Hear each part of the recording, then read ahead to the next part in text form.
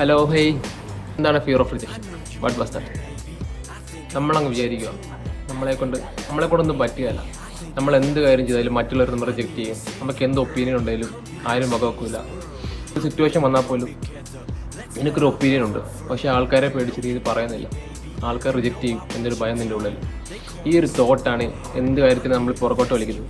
ഒരു ഫിയറാണ്. ഒരു കാര്യം ചെയ്തു തുടങ്ങും മുമ്പ് തന്നെ നമ്മളൊരു മോഴയാണെന്നും മൊണ്ണയാണെന്നും നമ്മുടെ മൈൻഡിനെ പറഞ്ഞു പഠിപ്പിച്ച് വെച്ചേക്കുക. റിജക്ഷൻ എനിക്ക് പേടിയാണെന്നും റിജക്ഷൻ കിട്ടിയാൽ എൻ്റെ ആത്മാഭിമാനത്തെ ഞാൻ ചോദ്യം ചെയ്യുന്ന രീതിയിലായി പോകുമെന്ന് പറഞ്ഞു പഠിപ്പിച്ച് വെച്ചേക്കുക. Rejections is a part of our life. ഒരു എക്സാമ്പിൾ ആണ്, ഇപ്പോൾ ഫേസ്ബുക്കിലോ വാട്സപ്പിലോ നമുക്കൊരാൾക്ക് മെസ്സേജ് അയക്കണമെന്ന് വിചാരിക്കുക.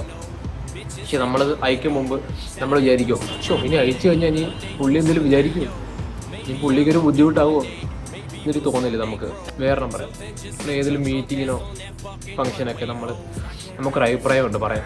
പക്ഷെ നമുക്കൊരു ഭയം, ഇത് പറഞ്ഞു കഴിഞ്ഞാൽ ഇവന്മാർ ചിരിക്കും, ഇനി ഞാൻ പറഞ്ഞു കേട്ടോ മണ്ടത്തരായി പോകും എന്നൊക്കെ നമ്മളങ്ങ് വിചാരിക്കുക. ഭയങ്കര ഓവർത്തിങ് ചെയ്തെടുക്കും നമുക്ക് എന്തോ അഭിപ്രായം ഉണ്ടെങ്കിലും നമ്മൾ ആരെയും ഭയക്കേണ്ട കാര്യമില്ല. എൻ്റെ അഭിപ്രായം ഉണ്ടെങ്കിൽ നീ ചോദിക്കുക. ആരോടെങ്കിലും എന്തെങ്കിലും ചോദിക്കാനുണ്ടെങ്കിൽ നീ ഡയറക്റ്റായിട്ടങ്ങ് ചോദിക്കുക. അയാൾ പറയാതിരിക്കുക, അത് അയാളുടെ കാര്യം. പക്ഷെ നീ ചോദിക്കാനുള്ള കാര്യം നീ ചോദിക്കുക. നമുക്ക് എന്ത് ചെയ്യാൻ തോന്നുന്നോ ചെയ്യുക.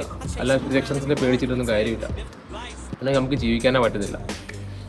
അപ്പോൾ നമ്മൾ ഓരോ കാര്യങ്ങളിങ്ങനെ ചെയ്ത് പഠിക്കുക, ശീലിക്കുക. എങ്കിൽ മാത്രമേ ഇങ്ങനത്തുള്ള ഫിയേഴ്സ് നമുക്ക് പോകത്തുള്ളൂ. ഓക്കെ, അപ്പം ശരി എന്നാൽ.